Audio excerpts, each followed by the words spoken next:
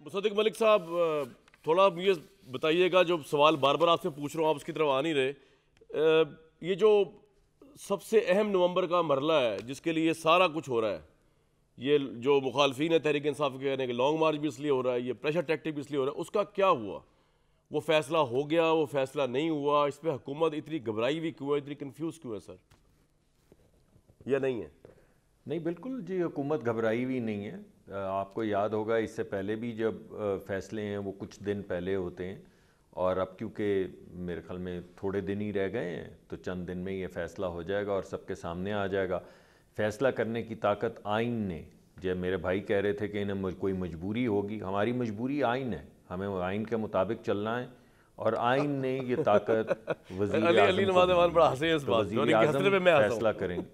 جی نہیں وہ ٹھیک ہے، وہ تو اچھا کیا انہوں نے ہنسے. مصدق بھائی بھی ہنسے آئین والی بات پہ. بھائی اس ملک میں آئین کی پاسداری نا ویسے جی آئین والی بات میں نے آپ کو بتایا. اگر آپ دیکھیں جس دن ووٹ آف نو کانفیڈنس ہو رہا تھا اس دن بھی آئین والی بات کو ہنسی میں اڑایا تھا انہوں نے. جب آرٹیکل 5 لگایا تھا اس دن بھی آئین والی بات مصدق بھائی جس کا دو لگتا ہے وہ اڑا دیتا ہے. یہ تو اس میں نہیں کوئی بات نہیں، لیکن میں تو آپ کو کہہ رہا ہوں کہ ہم آئین کو ہنسی میں نہیں اڑا رہے. میں تو آپ کو کہہ رہا ہوں کہ اب ذرا ایک کوئکلی میرے ساتھ رہے گا علی بھائی، ذرا ہنستے ہنستے ایک سوال کا جواب دیں. اور ایک چیز جو سامنے آئی جی مصدق صاحب، جی مصدق صاحب، جی مصدق جی میں یہ کہہ رہا ہوں کہ جو چیز سامنے آ رہی ہے وہ یہ ہے کہ فوج کی طرف سے جو سینئر ترین جرنیل ہیں ان کی سمری آ جائے گی. سمری جب وزیر اعظم کے سامنے آ جائے گی تو ان کی ثوابدید ہے. اس بات کا اظہار کیا جا رہا ہے کہ وہ سینئر موسٹ کو اپوائنٹ کر دیں، مگر یہ طاقت ان کو آئین نے دے رکھی ہے کہ ان سمری میں جو بھی 3-4 علی بھائی یہ مجھے بتا دیجئے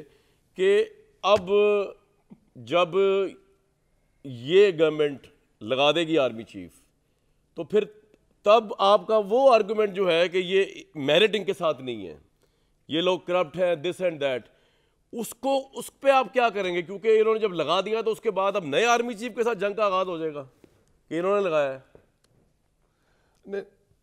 مجھے جو آپ کہہ رہے تھے حاضر ہیں، تو انہوں نے کہا آئین یہ پاور دیتا ہے پرائم منسٹر کو کہ وہ جس مرضی کو رکھیں، آرمی چیف کا عہدہ دیں. جیسے آئین یہ کہتا تھا کہ D G I S A جو ہیں وہ پرائم منسٹر کا پروگیٹو ہے، پر اس وقت آئین خاموش ہو گیا تھا اور یہ لوگ بہت باتیں کر رہے تھے. اور اب آئین بولنے لگ گیا ہے کہ وہ پرائم منسٹر کا پروگیٹو ہے، اور پرائم منسٹر نے آئین کے تحت وہ پروگیٹو مفروروں کے حوالے کر دیا. تو D G I S I کا مسئلہ ہے جو مفرور ہیں جو پاکستان نہیں آ سکتے، سنتے جائیں نا مصدق بھائی. ایک تو پھر آپ پریشان جو ہو جاتے ہیں نا، پھر آپ کہتے ہیں میں گھبراتا نہیں. آپ نہیں گھبراتے ہیں کہ D G I S I کا مسئلہ ہے تو کہہ دیں، کھل کے کہہ دیں. اب میرے سوال کا جواب ابھی تک نہیں دیا آپ. اچھا میں تو کھول کے بولنے کو تیار ہوں. آپ کھول کے کہہ دیں کہ آئین میں لکھا ہوا ہے کہ مفروروں سے پوچھا جا سکتا ہے، یہ بھی بتا دیں.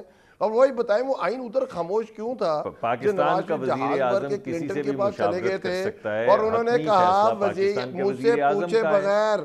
وزیر اعظم نے یہ فیصلہ کرنا ہے. علی بھائی میرے سوال کا جواب دے دیں. اب نیکسٹ آرمی چیف تو انہوں نے تعینات کر دینا، آپ کو صبر تسلی ہو گئی، جنگ شروع کر دیں گے. مصدق بھائی یہ آئین تو بہت اچھی طرح بہت باتیں کرتا ہے، اور آئین یہ کہتا تھا اور عدالت نے یہ فیصلہ کیا تھا کہ بھائی جان جو آرمی چیف کی ایکسٹینشن ہے وہ پارلیمنٹ میں جائے گی.